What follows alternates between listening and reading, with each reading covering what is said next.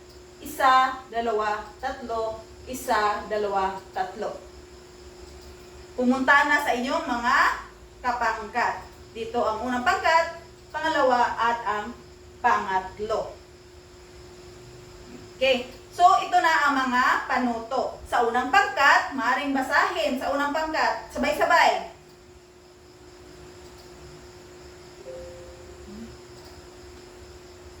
Maraming salamat. Naintindihan niyo ba ang panuto?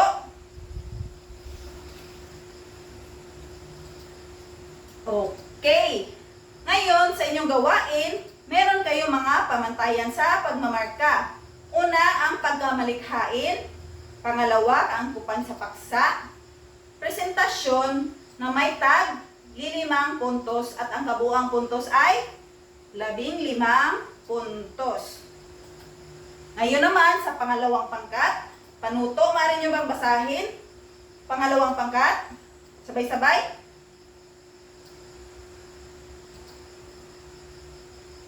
Maraming salamat. Ngayon sa pangalawang pangkat, suriin ang mga pangyari sa akda na nagpapakita ng suliraning panlipunan. Maglahad ng halimbawa kaugnay sa napapanahong suliranin sa lipunan. Magbigay ng solusyon kung paano ito malulutas.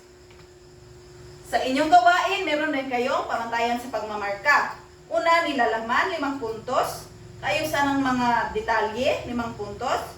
Presentasyon, 5 puntos. At ang kabuuan ay 15 puntos. Maliwanag ba? Pangalawang pangkat? Magaling. Ngayon naman, tutungo tayo sa pangatlong pangkat. Maaari nyo bang basahin ikatlong pangkat?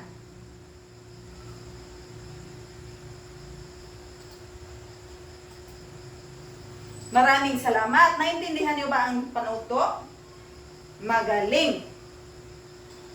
Ngayon, meron din tayong pamantayan sa pagmamarka sa inyong pangkat. Una, nilalaman, 5 puntos. Kaayusan ng mga detalye, 5 puntos. Presentasyon, 5 puntos. At ang kabuuang puntos ay 15. Bibigyan ko lamang kayo ng 3 minuto para tapusin ang ating gawain. Handa na ba ang lahat? Magaling. Maaari na kayong magsimula.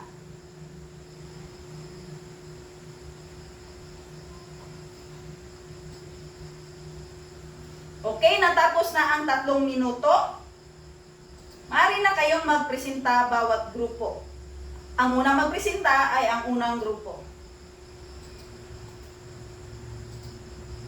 Pangkat una, magaling. Maaari nating palakpakan ang unang grupo. Ngayon naman sa pangalawang grupo. Maaari na kayong pumunta sa harap para kayo ay magpresenta.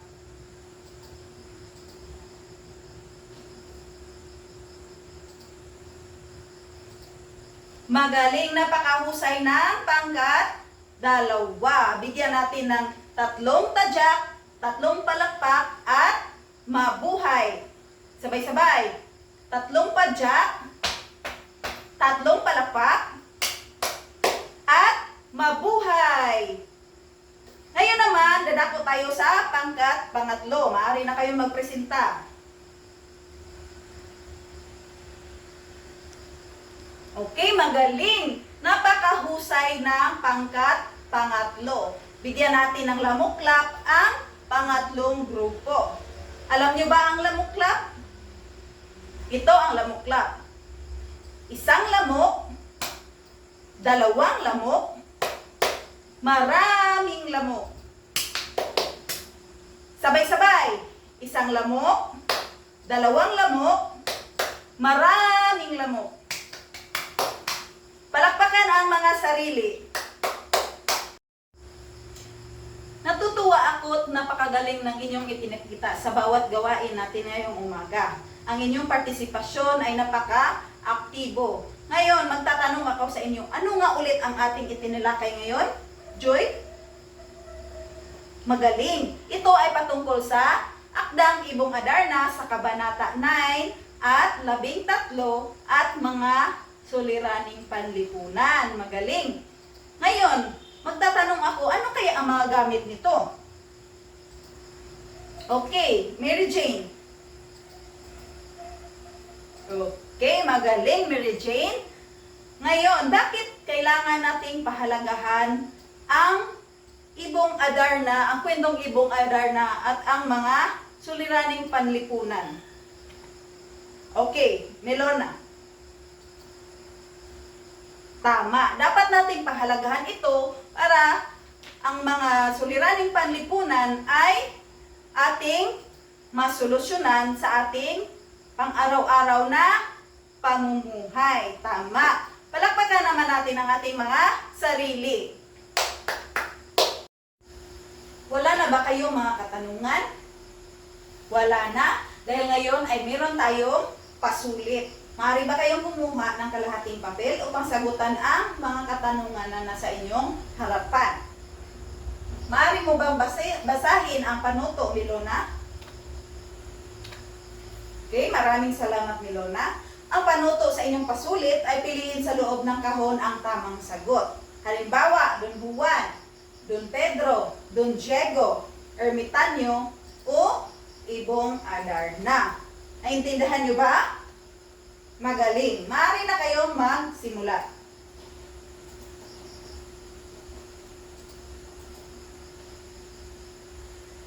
Okay, natapos na ba ang lahat? Kung gayon, maaari na kayong magpalitan ng papel para iwawasto natin ang inyong mga sagot. Nakapagpalit na ba ang lahat? Okay. Ang tanong number 1, maaari mo bang basahin? Clerk. Okay, maraming salamat, Clerk. Ano sa tingin mo ang sagot, Alona? Magaling. Ito ay Ibong Adarna. Sa tanong pangalawa, sino ang makapagbasa? Ikaw, Joy. Maraming salamat, Joy. Ano kaya sa tingin mo ang sagot, Mary Jane? Magaling. Ito ay si Don Pedro. Sa pangatlong tanong naman, maaari mo bang basahin? Felisilda. Okay, maraming salamat, Felisilda. Clerk, ano sa tingin mo ang sagot sa tanong pangatlo? Magaling. Siya ay si Don Diego. Sa pang-apat naman na katanungan, Milona, maaari mo bang basahin? Okay, ang pang-apat na tanong. Maraming salamat, Milona. Maaari mo bang sagutan ito, Alona Antonio? Okay. Siya ay si Don Juan. Magaling. Sa huling katanungan, ang panglima, maaari mo bang basahin, Clerk?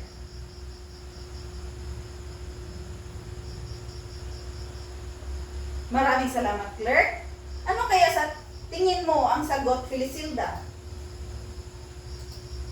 Tama. Ito ay ang Ermitanyo. Ngayon ay isulat ninyo ang inyong mga puntos sa ibabang parte ng inyong mga papel. At pagkatapos ay isumite dito sa harap para sa aking pagtatala. At para sa inyong takdang aralin, maaari mo bang basahin, Joy? Maraming salamat, Joy. Ang takdang aralin ninyo ay basahin ang kasunod na kabanata ng Ibong Adarna. Ito ay ang kabanata 14 hanggang 17, sapagkat ito na naman ang ating itatalakay bukas. Maliwanag ba, mga mag-aral? Magaling. At yan lamang sa umagang ito. Muli, magandang umaga at maraming salamat sa inyong pakikilaho.